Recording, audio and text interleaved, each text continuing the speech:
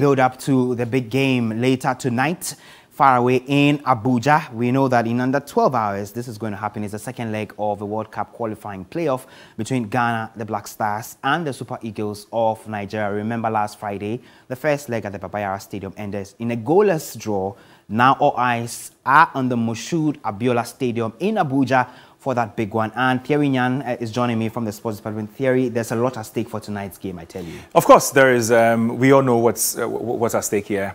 A place in the Qatar 2022 World Cup, and Ghana, Nigeria. Of course, only one of these sides would make it their pair, the draw.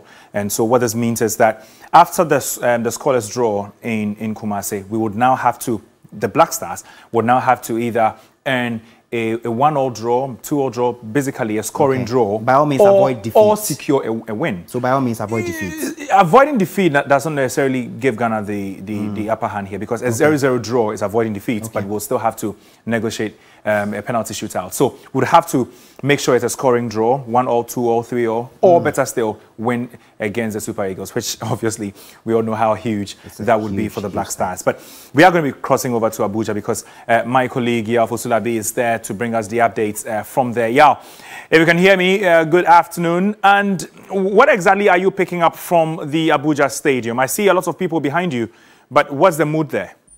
Yeah, well, Thierry, so I'm at the southern gate of the stadium, and it's already filling up at the moment, and many people have started thronging in, but the gates are still closed. The gates have not opened yet, and it's frustrating fans a bit because everybody wants to get into the stadium very early and settle down before the game begins at 6 p.m. here local time. But it's an incredible atmosphere, really. I don't know if I can show you what's happening though, but let me just turn the camera a bit so you can just see how many people who have gathered here at the stadium, just getting ready for the big clash that will be coming up later tonight. You can see all the way at the back there's a bit of traffic also building up and stuff like that. It didn't look like this when I got in on Saturday, but I think that, given that it's match day and, everybody's sort of like getting into the frenzy, the game is getting people into the fans. This morning, there were so many free tickets that were given out to fans and to many people who have made their way into the stadium. But the gates will open officially at 2 o'clock, which is 1 p.m. Ghana time. And so when the gates open, I'm sure a lot of people will try to get into the stadium and watch the game. But what can you also tell us from the Black Stars camp? Any injuries, any probable lineup you can give us? Well, most certainly. I mean, there are no injuries at the moment. I mean, Felix Afinajan picked up an injury in the game on Friday, but I mean, he passed the late fitness test yesterday. He trained very well, and he's part of the team. And so I think that Otuado is technically going to go with probably the same lineup that he went with in that game at the Baba Yara Stadium. Only changes that he might make, though, is that maybe Abdul Fattah Ishahaku might not start the game because of how poor he started the first leg at the Baba Yara Stadium, and maybe bring on Osman Bukhari a bit early on in the game to see how he will augment the wing play that the Black Stars would want to exploit the Nigerians with. But it should be a cracking game, really. From the Nigerians as well, it will certainly also be a very similar lineup to the one we saw at the Baba Yara Stadium. Moses Simon, Samuel Chukwueze, the Zaidu Sanusi, as well as William Trustekong and Leon Balogun will all be in there. Goalkeeper Francis Azohu was also really good for the Nigerians at the Baba Yara Stadium. So he might certainly be starting the game also tonight here at the Moshood Abiola Stadium. And in attack, you already know Victor Osimhen is the man that everybody is trusting to bring the goals tonight for the Super Eagles. All right, Yao, thank you very much. We'll definitely come back to you. Well, Thierry, just before you go though, I mean, there's a Nigerian man here who would want to say a few words. I mean, how do you think about the game tonight? What do you expect? It's going to be fantastic. I believe Nigeria are going to throw their best, but Ghana is not they are not players that we should overlook because they are very good. In fact, the first leg was really frustrating for Nigerian players, but I think today is not going to be like that. I'm hoping that Nigeria should play better because I'm a Nigerian. Yeah. So I hope Nigeria should win the game. Yeah. All right. So that's one of the fans here. He's also getting ready to get into the stadium, Thierry. All right. Thank you very much, Yao Fosulabi. Of course, Yao speaking to us there from Abuja. Yeah. Already, even before gates open for... And that's a good 4.5 hours before the start of that game. It tells how these people take this particular game serious, and the sheer numbers that are going to throng that particular stadium in a few hours. But what do we know about the statistics between Ghana and Nigeria? What do the statistics look like? So this will be the 58th game between these two countries. Of course, Ghana has the upper hand there, winning 25 of them.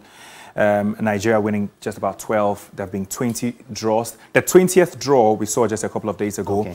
And so it's not really the tightest of rivalries. Ghana clearly has the upper hand there, dominating these Super Eagles. So yeah, so the numbers I was talking about, 57 games played, this will be the 58th game, 20 draws, 12 for Nigeria, and then 25 wins for Ghana.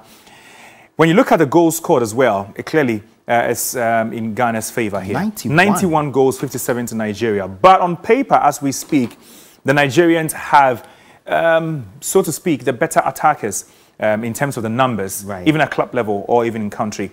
So these numbers do not really tell the story if you go into games like these. Now, these are the records when it comes to Ghana versus Nigeria in the World Cup qualifiers. So very specific to World Cup qualifiers.